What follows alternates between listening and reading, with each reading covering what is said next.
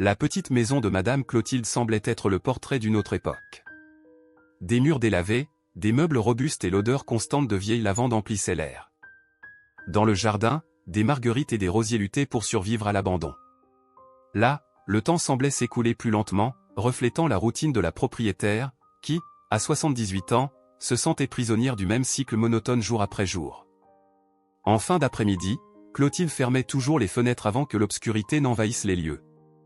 C'était presque un rituel, verrouiller les portes, tirer les rideaux et préparer son infusion aux herbes.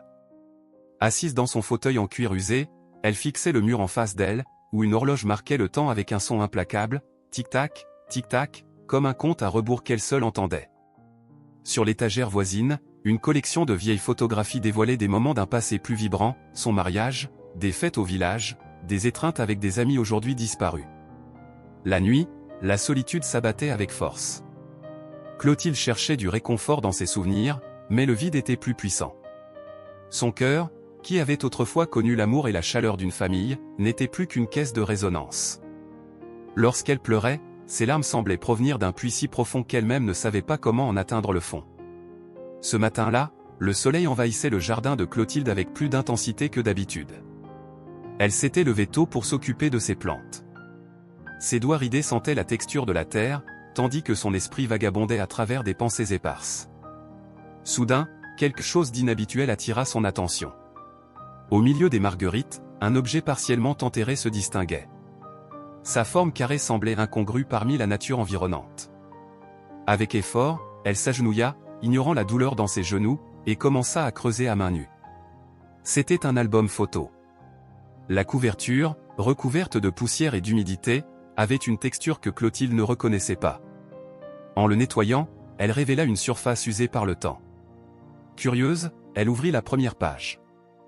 Là, une photographie d'elle-même. Jeune, vêtue d'une robe à fleurs, avec un sourire qu'elle avait presque oublié. Mais quelque chose n'allait pas. Sur la photo, elle était accompagnée d'un homme qui n'était pas son mari. Il avait passé un bras autour de ses épaules, et tous deux semblaient heureux, presque intimes. Feuilletant rapidement les pages suivantes, elle découvrit d'autres photos de moments qu'elle ne se souvenait pas avoir vécus. Il y avait des images d'elle dans des lieux inconnus, avec des personnes qui lui semblaient étrangères et en même temps familières. Clotilde sentit une boule se former dans son estomac. Qui étaient ces gens? Comment cet album avait-il atterri dans son jardin? Elle referma l'album brusquement et regarda autour d'elle, comme si elle s'attendait à voir quelqu'un lui donner une explication. Mais tout était calme, à l'exception du léger bruissement des feuilles sous le vent. Le reste de la journée fut marqué par une agitation inhabituelle. Clotilde, qui trouvait d'ordinaire refuge dans la répétition de ses tâches, ne parvenait pas à se concentrer. Pendant le thé de 5 heures, son esprit revenait sans cesse à l'album. Elle voulait comprendre, qui avait pu laisser cela là. Perdait-elle la tête? Le visage de l'homme sur la photographie continuait de hanter son esprit, comme une ombre du passé refusant de disparaître. Quand la nuit tomba, pour la première fois depuis des années, elle ne pleura pas assise dans son fauteuil, l'album fermé sur ses genoux, elle ressentit quelque chose de différent, une agitation. Une émotion qu'elle n'avait pas éprouvée depuis longtemps. En s'endormant, Clotilde entendit un bruit léger venant de l'extérieur. Était-ce seulement le vent ou quelqu'un? Elle se leva lentement, jetant un coup d'œil à travers le rideau. La rue était vide, mais, pour une raison qu'elle ignorait, elle sentit que sa solitude avait été interrompue par quelque chose ou quelqu'un d'invisible. La matinée suivante arriva sans cérémonie, apportant avec elle une fine brume qui enveloppait les rues du village. Mais Donna Clotilde remarqua à peine le changement de temps. Assise à la table de la cuisine, avec un album ouvert devant elle, elle observait les photographies comme si elles renfermaient des énigmes en attente d'être résolues. Chaque page semblait un portail vers un temps que Clotilde ne reconnaissait plus. Sur une photo, elle était assise dans un jardin fleuri, affichant une joie qui paraissait à jamais perdue. Sur une autre, elle tenait la main d'un enfant qu'elle ne parvenait pas à identifier. Au verso de l'une des images, elle trouva ce qui ressemblait à une annotation, écrite d'une fine écriture cursive, pour Clo, avec tout mon amour 1964. Ce surnom la frappa comme un murmure venu d'un autre temps. C'était ainsi que seules les personnes les plus proches l'appelaient. Mais aucun nom n'accompagnait cette dédicace. Tandis que Clotilde était absorbée dans l'album, elle entendit le bruit familier de pas au portail. C'était Monsieur Roré, le voisin veuf, qui trouvait toujours une excuse pour venir vérifier comment elle allait. « Bonjour, donna Clotilde. Tout va bien chez vous ?» demanda-t-il, tenant un sac de fruits.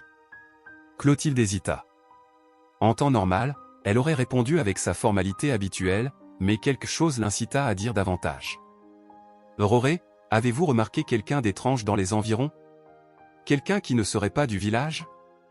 me demanda-t-elle, essayant de paraître détachée. Il l'observa attentivement, percevant une certaine agitation dans son ton. « Pas que je me souvienne, non. Il s'est passé quelque chose ?» Clotilde songea à lui parler de l'album, mais se ravisa. Une part d'elle redoutait qu'en parler à voix haute ne rende le mystère encore plus réel. « Rien de grave. Juste une impression, » répondit-elle pour clore le sujet. Après le départ de Roré, Clotilde décida qu'elle devait organiser ses pensées. Assise dans le salon, l'album entre les mains, elle commença à tenter de relier les photos à des souvenirs concrets. Une des images attirait constamment son attention. Une photographie d'elle devant une maison ancienne mais élégante. Le jardin en arrière-plan lui semblait familier, bien qu'elle ne se souvienne pas de l'avoir déjà vu. Près de la photo, elle trouva une autre annotation, « Notre maison de rêve ». Cette découverte lui coupa le souffle. Quelle maison? Cela n'avait aucun sens. Elle et son défunt mari avaient vécu toute leur vie dans cette même maison où elle vivait encore. Cette nuit-là, incapable de trouver le sommeil, elle se leva finalement et, une lampe de poche à la main, retourna dans le jardin. Elle fouilla l'endroit où elle avait trouvé l'album, comme si elle espérait découvrir d'autres indices. Mais la terre semblait ne plus rien cacher. Le lendemain matin, Clotilde fut surprise par une jeune femme frappant à sa porte.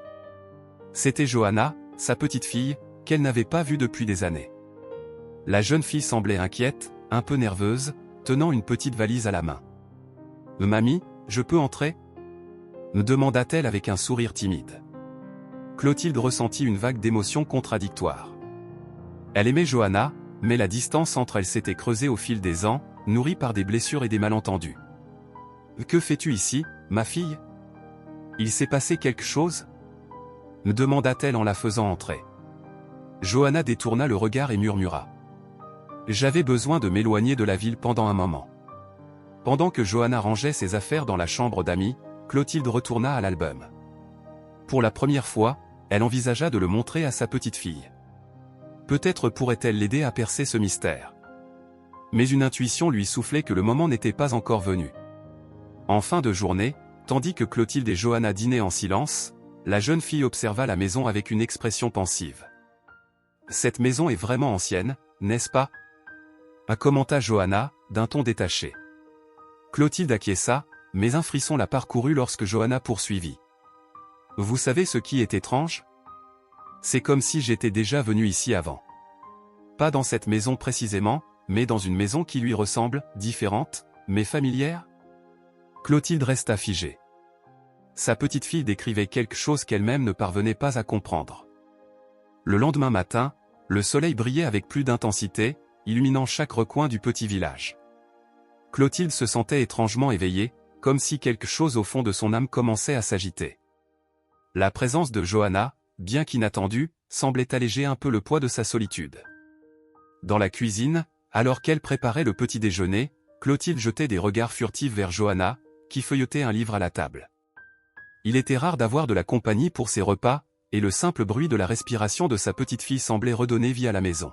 « Mamie, je peux te poser une question ?» me demanda Johanna, brisant le silence en la regardant. Clotilde s'arrêta, un morceau de pain à la main. « Bien sûr, ma fille. Hier soir, avant de m'endormir, je réfléchissais à ce que je t'ai demandé pendant le dîner, à propos de la maison. Tu sais d'où me vient cette idée ?» Clotilde hésita. Les paroles de Johanna lui revenaient encore en mémoire, la troublant. « Je ne sais pas, Johanna. C'est peut-être juste dans ta tête. Ou un rêve de ton enfance. » Johanna fronça les sourcils, comme si elle essayait de se convaincre, mais son instinct lui disait autre chose. « Je me souviens des couleurs, des fenêtres, et il y avait un jardin, mamie. Il ressemblait beaucoup au tien, mais il était plus grand, plus beau. » Clotilde sentit un frisson parcourir son échine. Après le petit déjeuner, tandis que Johanna buvait son thé dans le salon, Clotilde prit l'album. Elle s'assit à côté de sa petite fille et posa l'objet sur la table avec soin, comme s'il s'agissait d'une pièce fragile d'un puzzle. J'ai trouvé ça enterré dans mon jardin. Je n'ai aucune idée de comment il a pu arriver là. Johanna ouvrit de grands yeux. Enterré ? Clotilde acquiesça et commença à tourner les pages. Les photographies semblaient encore plus vivantes sous la lumière du matin. Lorsque Johanna vit l'image de la maison, elle devint pâle. « C'est elle !» s'exclama-t-elle en montrant la photo. « Mamie, je connais cette maison. » Clotilde fronça les sourcils. « Tu la connais ? Comment ?» Johanna prit la photo dans ses mains, examinant chaque détail. « Je ne sais pas comment l'expliquer, mais je suis certaine d'y être déjà allée. C'est comme un souvenir, mais flou. » Sa petite fille retourna la photo, et elles lurent ensemble l'inscription au dos, « Notre maison de rêve. » « Mais qui a écrit ça ?» me demanda Johanna, intriguée. « Je ne sais pas, répondit Clotilde d'une voix tremblante. « Mais je veux le découvrir. » Plus tard, Clotilde et Johanna décidèrent de rendre visite à Monsieur Roret. Il était l'habitant le plus ancien du village et pourrait peut-être leur fournir des informations. Elles le trouvèrent dans son jardin, en train de tailler un arbre avec la tranquillité de ceux qui ne sont pas pressés par le temps. « Roret, vous souvenez-vous d'une grande maison qui ressemblerait à celle-ci » demanda Clotilde en lui montrant la photo. Il ajusta ses lunettes et examina la photo attentivement. « Ça me dit quelque chose, murmura-t-il en se grattant la tête. Je crois qu'il y avait une maison comme ça, dans les environs du village, il y a de nombreuses années. Mais elle a été démolie, non ?» Johanna se pencha en avant, impatiente. « Où était-elle, monsieur Roret ?»« Je ne suis pas sûr, mais je crois qu'elle se trouvait au-delà de cette colline, au nord du village.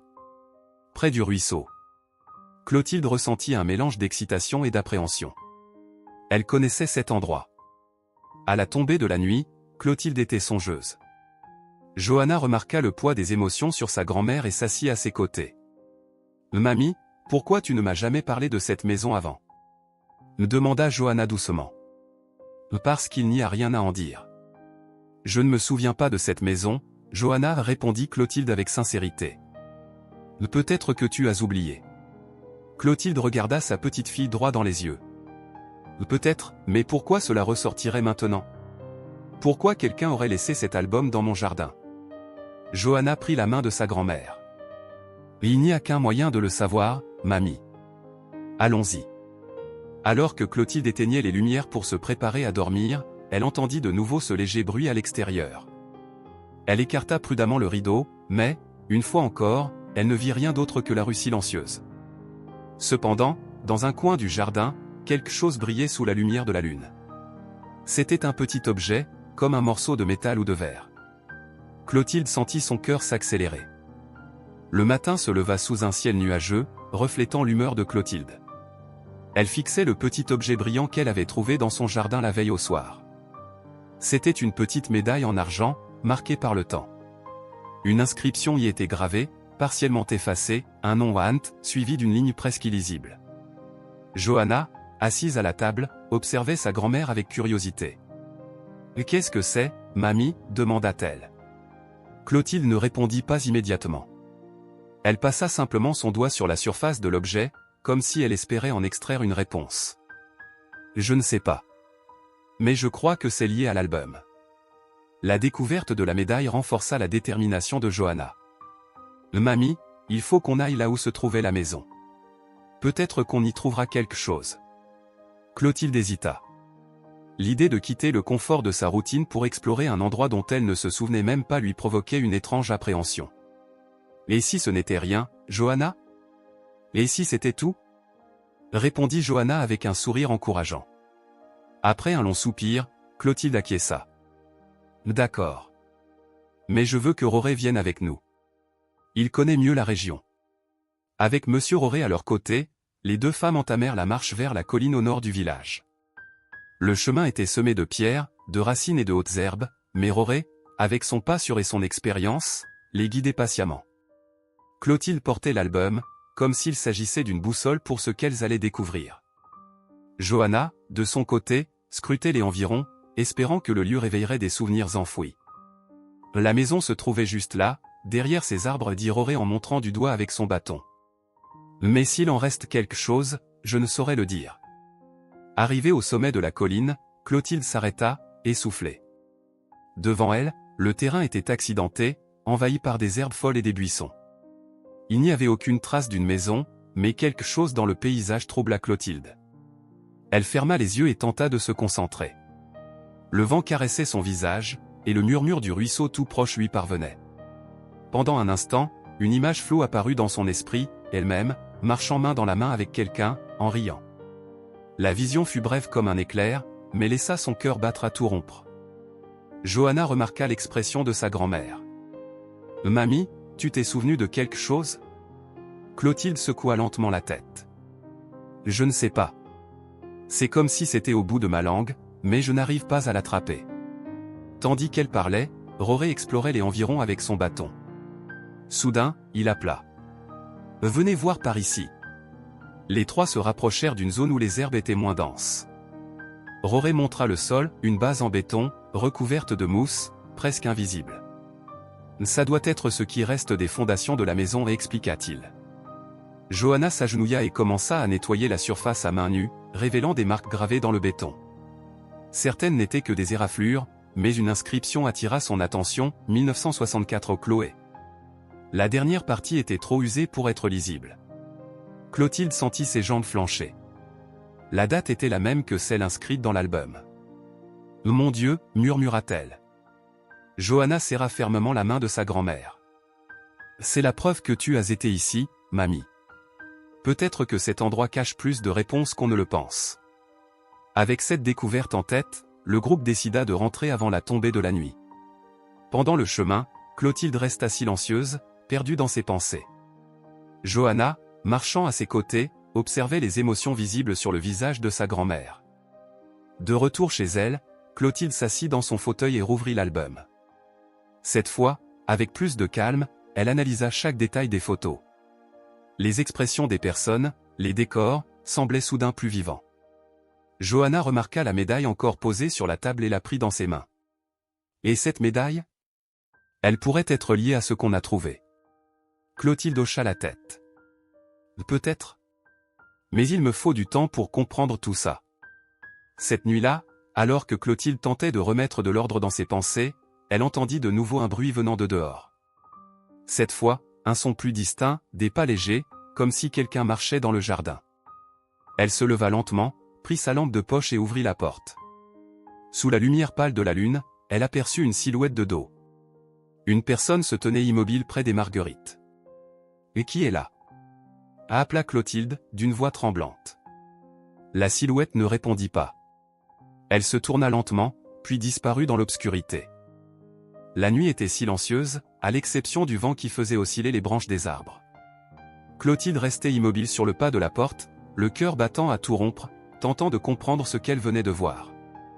La silhouette dans le jardin avait disparu aussi vite qu'elle était apparue, mais elle avait laissé quelque chose derrière elle, un petit morceau de papier accroché à une des marguerites. Elle s'avança lentement vers la plante, allumant sa lampe de poche. Le papier était jauni et fragile, comme s'il avait passé des années caché quelque part. Les mains de Clotilde tremblaient lorsqu'elle le prit. Il n'y avait qu'une seule phrase écrite à la main, « Souviens-toi de ce qui a été perdu ». De retour dans la maison, Clotilde s'assit à la table avec le papier dans une main et la petite médaille dans l'autre. La combinaison de ces deux objets faisait jaillir une multitude de questions dans son esprit. Quelque chose, enfoui au plus profond de sa mémoire, semblait vouloir émerger, mais restait flou, comme un voile qui refusait de se lever. Johanna, réveillée par le bruit de la porte qui s'ouvrait et se refermait, entra dans la cuisine, l'air préoccupé. « Mamie ? Que fais-tu debout à cette heure ?» Clotilde lui montra le papier. Cela se trouvait dans le jardin. Johanna lut le message, le visage marqué par la confusion. « Et qui aurait pu laisser ça ici ?» Clotilde soupira. « Je ne sais pas. Mais il semble que quelqu'un veuille que je me souvienne de quelque chose qui est enfermé en moi depuis longtemps. » Pendant que Clotilde tentait de retrouver le sommeil, Johanna resta éveillée, examinant attentivement la médaille. Le nom partiellement gravé *** Ant. L'astérisque lui semblait familier, mais elle n'arrivait pas à le relier à l'histoire de sa grand-mère. Elle utilisa son téléphone pour chercher des informations sur des médailles similaires, en tapant des mots-clés comme « vieille médaille argent 1960 » et « Inde gravée ». Bien que ces recherches ne donnent rien de concret, une image attira son attention, un modèle de médaille ressemblant beaucoup à celle qu'elle tenait, souvent utilisée comme souvenir lors d'événements importants, tels que des baptêmes ou des mariages. Johanna nota dans un coin de sa tête l'idée d'en parler au père Elias le lendemain. Peut-être pourrait-il en savoir davantage sur ces objets religieux anciens. Le lendemain matin, Johanna et Clotilde se rendirent à l'église avec la médaille et le mystérieux papier. Le père Elias les accueillit avec un sourire chaleureux. « Et qu'est-ce qui vous amène si tôt » demanda-t-il en les guidant vers le petit bureau derrière l'autel. Clotilde tendit la médaille au prêtre, lui expliquant brièvement comment elle l'avait trouvée. Il ajusta ses lunettes et examina l'objet avec soin. Cela ressemble à une médaille de baptême. Ancienne, oui, mais pas si rare. Le nom gravé ici ? Rant. Peut-être pour un enfant nommé Antoine ou Antoinette. Johanna se pencha en avant. Peut-être, mais qui aurait enterré ça dans le jardin de ma grand-mère ? Le père Elias sourit doucement. Les réponses à ce genre de questions, ma fille, se trouvent souvent enfouies en nous, ou dans les archives anciennes du village. Il rit légèrement, mais Johanna perçut un éclat sérieux dans son regard. De retour à la maison, Clotilde s'installa avec Johanna dans le salon. Elle feuilletait à nouveau l'album lorsqu'une photo attira l'attention des deux femmes, une image que Clotilde n'avait pas encore remarquée. Une femme y tenait un bébé dans ses bras. À l'arrière-plan, on reconnaissait la fameuse maison des rêves que Roré avait mentionnée. Et qui est-elle ? Demanda Johanna. Clotilde regarda l'image longuement, ses yeux humides. Je ne sais pas. Mais, elle me semble familière. Soudain, des fragments de mémoire commencèrent à émerger. Une voix féminine, douce et aimante, qui l'appelait Closina. L'image d'un jardin fleuri, l'odeur des roses mêlée à celle du pain fraîchement cuit. Clotilde porta la main à sa tête, prise d'un léger vertige. Je crois que je connais cette femme. Elle prenait soin de moi. Johanna écarquilla les yeux. Comment ça ? Qui était-elle ? Clotilde secoua la tête, encore confuse. Je ne sais pas, mais je dois m'en souvenir. Cette nuit-là, tandis que Johanna dormait, Clotilde sortit dans le jardin. Le vent était froid, mais elle ressentait une étrange impulsion. Elle leva les yeux vers le ciel étoilé et murmura. « Si c'est toi qui veux que je me souvienne, aide-moi. » À cet instant, un pétale de marguerite fut emporté par le vent et se posa délicatement dans sa main. Le matin était glacial, et un brouillard dense enveloppait le village comme un voile. Johanna, l'album et la petite médaille en main, convainquit Clotilde de l'accompagner jusqu'à la petite mairie locale. Si quelqu'un pouvait en savoir davantage sur les anciens habitants et la maison détruite, ce seraient les gardiens des archives du village. À la mairie, elles furent accueillies par Donna Marlia, une femme sympathique mais méthodique, responsable des archives historiques. « Vous cherchez des informations sur la maison sur la colline ?» demanda-t-elle en ajustant ses lunettes. « Ah, cela promet d'être intéressant. » Donna Marlia les conduisit dans une salle remplie de livres et de dossiers poussiéreux. Elle tira une grande chemise intitulée Astérisque Astérisque, Historique immobilier 1950 à 1970, Astérisque Astérisque et commença à la feuilleter. Voilà. La maison sur la colline a été construite en 1956. Elle appartenait à un couple nommé Antonio et Béatrice Pereira. On les connaissait pour leur magnifique jardin et pour organiser des réunions communautaires les dimanches. Mais, elle marqua une pause, fronçant les sourcils. « Mais quoi ?» demanda Clotilde, anxieuse. « Ils ont disparu en 1964, » murmura Donna Marlia, baissant la voix comme si elle partageait un secret interdit. La maison a été abandonnée, et personne n'a jamais su exactement ce qui leur était arrivé. Johanna échangea un regard avec sa grand-mère. La date correspondait aux inscriptions dans l'album et sur les fondations de la maison qu'elles avaient découverte. De retour dans la salle des archives, Johanna ne put contenir sa curiosité. « Mamie, tu n'as jamais entendu parler d'eux ? Antonio et Béatrice ?» Clotilde secoua la tête, mais les noms résonnaient dans son esprit. Elle ferma les yeux et se concentra. Soudain, un fragment de mémoire émergea, une femme souriante, Béatrice, lui apprenant à planter des marguerites. Et un homme aux cheveux gris, Antonio, lui tendant une petite médaille d'argent en disant « Pour toi, ma petite Clo, un souvenir que tu seras toujours aimée. » Les yeux de Clotilde s'ouvrirent, remplis de larmes. Je crois qu'ils ont pris soin de moi pendant un moment. Mais j'étais si jeune. Alors que Clotilde essayait de comprendre ses souvenirs, Johanna eut une idée. Et si le père Elias savait quelque chose de plus sur eux? Il est plus âgé, il a peut-être entendu des histoires. Clotilde accepta, et les deux femmes se rendirent à l'église. Le prêtre, en train d'organiser des livres, les accueillit chaleureusement et se montra immédiatement prêt à les aider. Lorsqu'il entendit les noms d'Antonio et Béatrice Pereira, son visage s'assombrit légèrement. Bien sûr que je me souviens d'eux. Antonio était un homme bon et très pieux, et Béatrice avait une âme chaleureuse. Mais leur histoire est compliquée. Johanna se pencha en avant. Que leur est-il arrivé? Il y a eu une tragédie. Leur fille, Anna, a disparu en 1964. Peu de temps après, ils ont également disparu. Beaucoup pensent qu'ils sont partis à sa recherche. Mais certains disent qu'ils ne sont jamais vraiment partis du village. Clotilde sentit une pression sur sa poitrine. Mon père, pensez-vous qu'ils pourraient être mes parents adoptifs? Le prêtre la regarda longuement avant de répondre. Peut-être. Vous devriez consulter les registres des baptêmes, Clotilde. S'ils vous ont baptisé, il doit y avoir une mention dans le vieux livre. Le père Elias ouvrit le registre des baptêmes et, après quelques minutes à feuilleter les pages usées, trouva une entrée. Voici. Clotilde, baptisée en 1955. Parents adoptifs, Antonio et Béatrice Pereira. Clotilde sentit ses jambes fléchir. Elle s'assit sur un banc proche, le cœur battant à tout rompre. Alors c'est vrai. Ils ont pris soin de moi.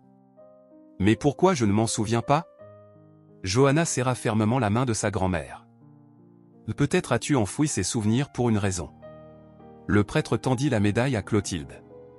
Il vous aimait, Clotilde. Cela ne fait aucun doute. Ce soir-là, alors que Clotilde feuilletait à nouveau l'album, quelque chose attira son attention sur une des photos, le reflet d'une fenêtre dans la maison sur la colline. Une personne se tenait là, regardant dehors, mais son visage était flou. Clotilde sentit un frisson parcourir son dos. Johanna, il y avait quelqu'un d'autre dans la maison, murmura-t-elle. La maison était plongée dans le silence tandis que Clotilde et Johanna examinaient la photographie. Le reflet dans la fenêtre de la maison sur la colline était subtil, presque imperceptible, mais en agrandissant l'image avec son téléphone, Johanna confirma qu'il y avait bien quelqu'un. On dirait, une femme, mais on ne voit pas son visage, murmura Johanna. Clotilde passa ses doigts ridés sur l'image. Un frisson lui parcourut l'échine. Et qui d'autre aurait pu être là? Antonio et Béatrice avaient disparu, et moi, elle hésita. Je n'arrive pas à m'en souvenir. Johanna posa une main sur l'épaule de sa grand-mère. Peut-être que cette photo est la clé pour comprendre ce qui s'est passé. En feuilletant l'album une fois de plus, Johanna remarqua quelque chose d'étrange. Sur l'une des dernières pages, il y avait un pli mal fait dans le papier. Avec précaution, elle le tira et révéla un petit morceau de papier caché, portant des lettres effacées. Cherche là où fleurissent les lys. La réponse est enterrée. Johanna lut les mots à haute voix, et elles échangèrent un regard surpris. Les lys? Répéta Clotilde. Il cultivait des lys dans le jardin de la maison sur la colline? Johanna inspira profondément. Cela signifie que nous devons y retourner. Le lendemain matin, Clotilde, Johanna et Monsieur Roré, qui avaient insisté pour les accompagner, retournèrent sur le terrain de la maison. Avec des outils improvisés, ils commencèrent à creuser dans la zone où les lys avaient autrefois fleuri. Au bout d'un moment, Johanna heurta quelque chose de dur. « Et ici » s'exclama-t-elle, en dégageant la terre autour. L'objet était une petite boîte en bois, fermée par un cadenas rouillé. « Cela doit être là depuis des décennies » murmura Roré. « On dirait une capsule temporelle. » De retour chez elles ouvrirent la boîte avec une vieille pince. À l'intérieur, il y avait une liasse de lettres soigneusement attachées et une photographie pliée en 4. Clotilde prit la photo en premier. Elle montrait Antonio, Béatrice et une petite fille à leur côté. « C'est moi » murmura Clotilde, des larmes coulant sur son visage. Johanna commença à lire les lettres à voix haute. La plupart étaient signées par Béatrice et adressées à Clotilde. « Ma petite Clo, je t'écris pour que jamais tu n'oublies combien tu as été aimée. Même si un jour nous ne pouvons plus être à tes côtés, tu seras toujours notre fille de cœur. Aie courage et foi. L'amour que nous avons planté en toi ne mourra jamais. » Ces mots d'une tendresse poignante touchèrent profondément Clotilde, qui sentit qu'une partie oubliée de son âme lui était rendue. Au fond de la boîte, il y avait autre chose, une carte rudimentaire du village. Un petit X marquait un endroit près du ruisseau. À côté, une courte annotation, « Anna est ici ». Johanna regarda Clotilde, abasourdie. Anna, leur fille. C'est peut-être l'endroit où elle a disparu? Clotilde serra la carte contre elle. Si c'est cela, nous devons savoir. Cette nuit-là, Clotilde rêva à nouveau du jardin de la maison sur la colline. Dans son rêve, elle vit Béatrice l'appeler de loin, tenant la médaille d'argent dans sa main. Lorsque Clotilde tenta de s'approcher, la figure disparut, ne laissant derrière elle que sa voix. « Tu as toujours été aimé. » Elle se réveilla en sursaut, déterminée à suivre la carte. Le matin était clair, et le murmure du ruisseau au loin apportait une sérénité inhabituelle pour une journée pleine d'incertitudes. Clotilde, Johanna et Monsieur Roret, munis de pelles et du plan rudimentaire, suivaient le chemin indiqué jusqu'au point marqué. L'anxiété était palpable, mais un mince filet d'espoir les accompagnait. L'endroit indiqué sur la carte se trouvait dans une clairière, là où le ruisseau formait une courbe douce. C'était un lieu caché, entouré de grands arbres et de lys sauvages. Clotilde s'arrêta un instant, une étrange familiarité l'envahissant. « Je suis déjà venue ici, » murmura-t-elle, effleurant les feuilles des lys. Johanna vérifia une dernière fois la carte, confirmant l'endroit exact. « C'est ici, mamie. Le X est exactement à cet endroit. » Avec précaution, ils commencèrent à creuser dans la terre meuble. Le travail était lent, ponctué de pauses pour reprendre leur souffle. Clotilde regardait en silence, son cœur battant à tout rompre. Après une demi-heure d'effort, l'appel de Roret heurta quelque chose de solide. « Je crois que j'ai trouvé !» s'exclama-t-il, dégageant la terre autour de l'objet. Ce qu'ils découvrirent était un coffre en métal, usé par le temps mais encore intact. Johanna nettoya le couvercle et trouva une inscription gravée, « Pour ma petite Clo, avec amour éternel ». Les mains de Clotilde tremblaient en touchant le coffre. « Ils ont laissé cela pour moi. » De retour à la maison, Clotilde ouvrit le coffre avec soin. À l'intérieur, se trouvait une collection d'objets personnels, un journal intime, une poupée en tissu et d'autres photographies. Johanna saisit le journal et commença à le feuilleter. Les premières pages étaient écrites par Béatrice. « Ma petite Clo, ce journal est pour toi, au cas où un jour tu aurais besoin de savoir d'où tu viens et qui veillera toujours sur toi. Tu as été la lumière de nos vies après la perte d'Anna. Mais le monde n'est pas toujours juste, et nous avons dû partir pour te protéger. » Johanna regarda Clotilde, abasourdie. « Tu as été adoptée par eux après la disparition d'Anna. » Clotilde ferma les yeux, des larmes coulant sur ses joues. « Alors, ils m'ont accueilli pour combler le vide laissé par Anna. » Dans les dernières pages du journal, Béatrice décrivait leurs derniers jours dans la maison sur la colline. « Antonio pense que nous sommes surveillés. Depuis la disparition d'Anna, quelque chose a changé dans le village. Des personnes autrefois amicales ont commencé à nous éviter. Nous avons décidé d'enterrer ce coffre pour toi, Clo, au cas où il nous arriverait quelque chose. Nous t'aimerons toujours, ma petite. » Johanna marqua une pause, digérant ces mots. Ils ont tout laissé derrière eux par peur. Mais peur de quoi? Clotilde secoua lentement la tête. Je ne sais pas, mais ce village n'a jamais semblé être ce qu'il paraissait. Au fond du coffre, il y avait une autre lettre, cette fois écrite par Antonio et adressée directement à Clotilde. Ma petite Clo, si tu trouves un jour cette lettre, sache qu'Anna repose près des lys. L'endroit qu'elle aimait plus que tout. Nous n'avons pas eu d'autre choix que de la protéger de la méchanceté du monde. J'espère que tu trouveras la paix en sachant que nous avons toujours été une famille, d'une manière ou d'une autre. La pièce plongea dans un silence lourd. Johanna fixa Clotilde, incrédule. Ils ont enterré quelque chose là-bas. Clotilde prit une profonde inspiration, mêlant tristesse et soulagement. Nous devons retourner près du ruisseau. Cette nuit-là, alors que Clotilde tentait de s'endormir, elle entendit à nouveau des pas dans le jardin.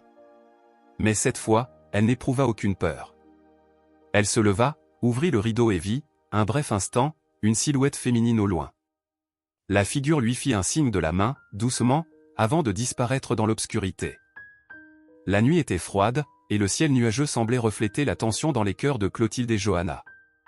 Elles étaient de retour au ruisseau, accompagnées de Monsieur Roret, qui avait insisté pour les aider. Le plan et la lettre d'Antonio guidaient leurs gestes alors qu'ils creusaient à nouveau au même endroit. « Tu en es sûre, mamie ?» demanda Johanna, la voix hésitante. Clotilde regarda les lys, son regard fixe et lointain.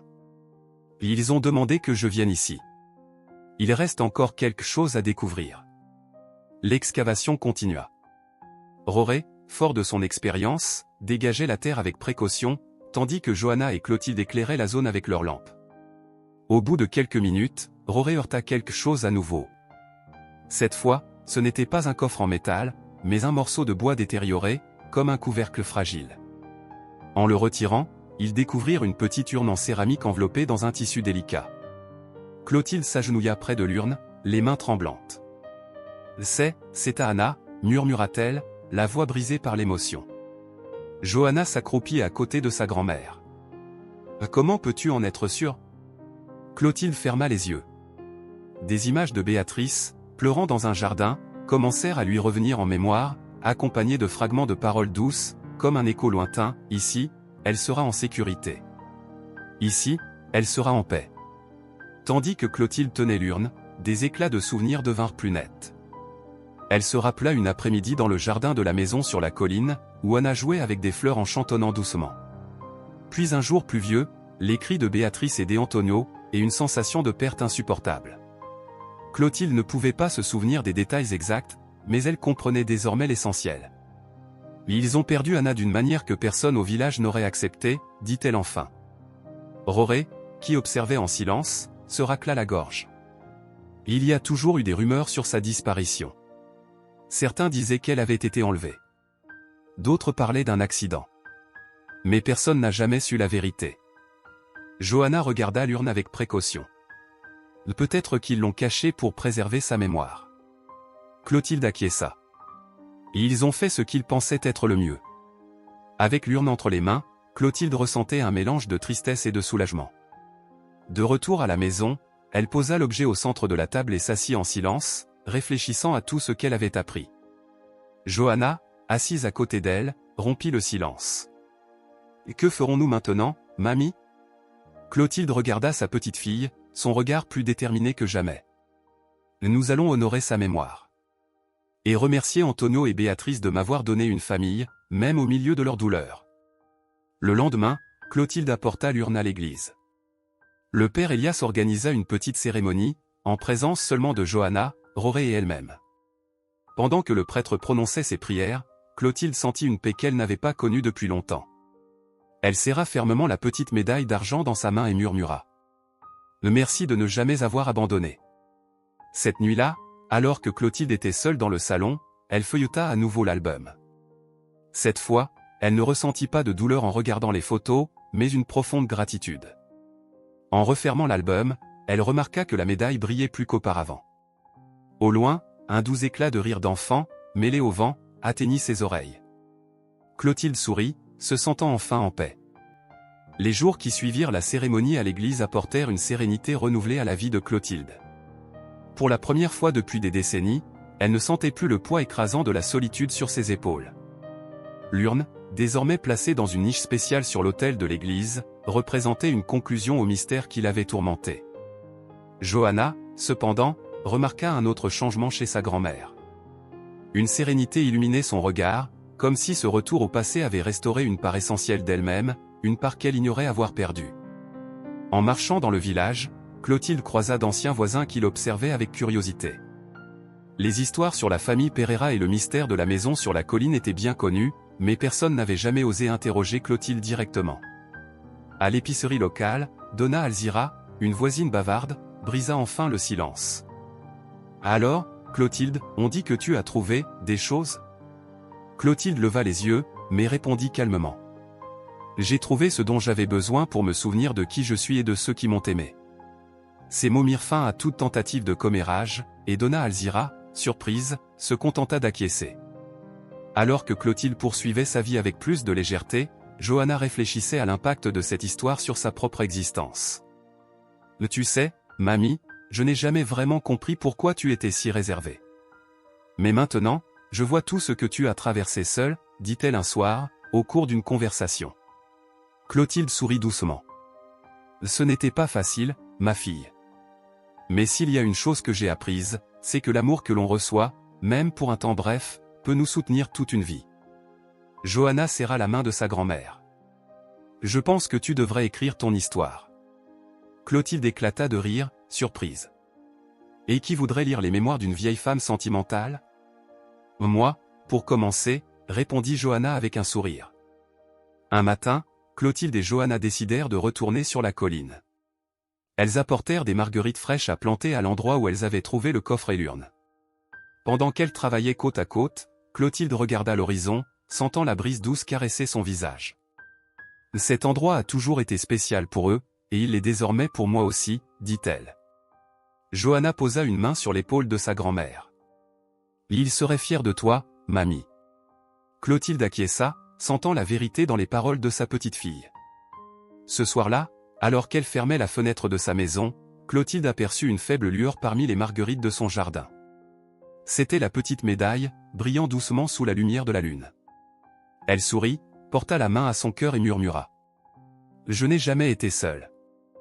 Les journées ensoleillées du printemps transformèrent le village en un tableau aux couleurs vibrantes. Clotilde se réveillait tôt, ressentant une énergie qu'elle n'avait pas éprouvée depuis des années. Chaque matinée était empreinte d'un but renouvelé, ranger la maison, s'occuper du jardin et, surtout, passer du temps avec Johanna, qui restait à ses côtés comme un rappel vivant que les liens familiaux pouvaient être reconstruits. Un après-midi, alors que Clotilde s'occupait des marguerites, elle fut surprise par l'arrivée de Donna Marlia, la responsable des archives du village. Toujours méthodique, cette dernière portait une vieille chemise et arborait un regard curieux. Clotilde, je pensais aux choses que tu as découvertes et j'ai décidé de consulter les registres de l'église et de la mairie. Je crois que cela pourrait t'intéresser. Clotilde essuya ses mains sur son tablier et ouvrit la chemise avec précaution. À l'intérieur, il y avait de vieux documents concernant la famille Pereira, l'acte de baptême d'Anna, des registres d'achat de la maison sur la colline, et même une copie d'une lettre écrite par Béatrice au curé de l'époque, évoquant leur projet de quitter le village. Ils ont vraiment tout fait pour te protéger, Clotilde, commenta Donna Marlia. C'est rare de voir une histoire aussi pleine de sacrifices et d'amour. Clotilde acquiesça, les yeux embués de larmes. Ils m'ont donné plus que je n'aurais jamais pu imaginer. Ce jour-là, en rentrant chez elle, Johanna trouva Clotilde assise dans le salon, entourée des documents et de l'album photo. On dirait que tu reconstitues un puzzle, mamie, plaisanta Johanna en s'asseyant à ses côtés. C'est bien plus que ça, ma fille, répondit Clotilde avec un sourire. Je rassemble les morceaux qui me manquaient pour comprendre qui je suis. Johanna regarda les photos, en particulier celles d'Antonio et Béatrice avec une Clotilde enfant. Ils ont été des parents formidables pour toi. Oui, ils l'ont été. Mais je crois que, pendant longtemps, je suis resté enfermé dans la douleur de ne pas me souvenir d'eux. Maintenant, je réalise que leurs souvenirs n'ont pas besoin d'être complets pour être précieux. Clotilde décida de partager les documents avec le père Elias, qui les examina avec intérêt. En parcourant les pages, il tomba sur quelque chose qui attira son attention, un reçu daté de 1964 indiquant que Antonio et Béatrice avaient fait don de la plupart de leurs biens à l'église avant de disparaître. Ils ont confié leur héritage à la foi, commenta le prêtre. Et peut-être savait-il que cela finirait par revenir à toi, Clotilde. Clotilde regarda l'autel où l'urne d'Anna reposait. Elle ressentit une vague de gratitude l'envahir. D'une manière ou d'une autre, il savait que je retrouverais mon chemin vers eux. Les nouvelles des découvertes de Clotilde se propagèrent dans le village. Contrairement à ce qu'elle craignait, de nombreux voisins vinrent à elle avec des paroles bienveillantes. Monsieur Roret, toujours un ami fidèle, observa. Clotilde, je crois que cette histoire ne parle pas seulement du passé. Elle nous rappelle aussi combien il est important de valoriser le présent. Donna Alzira, la commère du village, apporta un gâteau fait maison et commenta. Et qui aurait cru que tu avais une histoire si incroyable en toi, Clotilde? Peut-être est-il temps de la partager avec tout le monde. Clotilde rit, reconnaissante, mais refusa l'idée d'un public large. Je préfère garder ces souvenirs pour moi et pour ceux que j'aime. Johanna commença à envisager de prolonger son séjour au village. Je pense que je vais rester un peu plus longtemps ici, mamie. La grande ville peut attendre. Clotilde sentit son cœur se réchauffer. J'aimerais beaucoup ça, Johanna. C'est agréable d'avoir quelqu'un avec qui partager mes matinées et mes thés de l'après-midi. Quelques jours plus tard, Clotilde et Johanna retournèrent sur la colline. Elles plantèrent davantage de marguerites autour de l'endroit où elles avaient trouvé le coffre et l'urne, un geste d'hommage à la famille Pereira. Clotilde regarda l'horizon, prenant une profonde inspiration. C'est drôle, Johanna. J'ai passé tant d'années à pleurer ce que je pensais avoir perdu, mais maintenant je réalise que j'ai gagné bien plus que je n'aurais pu imaginer. Johanna sourit, serrant la main de sa grand-mère. Tu mérites toute cette paix, mamie. Ce soir-là, alors que Johanna dormait, Clotilde écrivit dans son journal pour la première fois depuis des années. Ces mots étaient simples, mais remplis d'émotion. À ceux qui m'ont aimé et guidé, sachez que vos graines ont fleuri. Je ne pleure plus de solitude, mais de gratitude. Merci de ne jamais m'avoir abandonné. Elle referma le journal, le déposant près de la médaille. Pour la première fois depuis des décennies, elle se sentit complète. Le temps passa, apportant de nouveaux chapitres à la vie de Clotilde et Johanna.